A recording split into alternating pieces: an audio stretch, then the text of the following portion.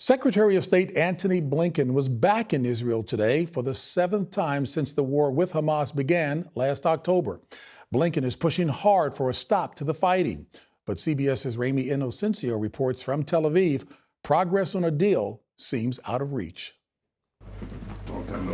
Handshakes and smiles aside, in the quest for a ceasefire with Hamas, Secretary of State Antony Blinken shot down Israeli Prime Minister Benjamin Netanyahu's plan for a final Gaza invasion. We will not support a major military operation in Rafah absent an effective plan to make sure that civilians are not harmed. But a Netanyahu advisor confirms to CBS News the Prime Minister is not backing down from his plan to attack Rafah. Thank you, Biden. Thank you, Blinken. A more receptive welcome came from families of hostages pleading for a ceasefire to get all hostages home. I feel like I'm broken up into pieces. For Aviva Siegel, her American husband Keith is one of them. This proof-of-life video released just days ago. And I know that Keith has had enough. My family's had enough.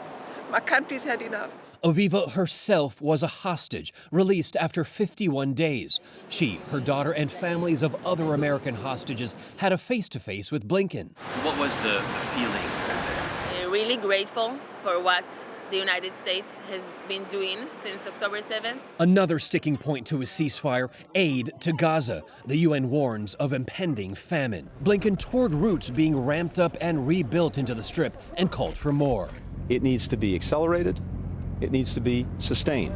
And for the first time, aid started flowing through a reopened border crossing destroyed on October 7th, as Gazans rallied to thank U.S. university students for their protests in solidarity.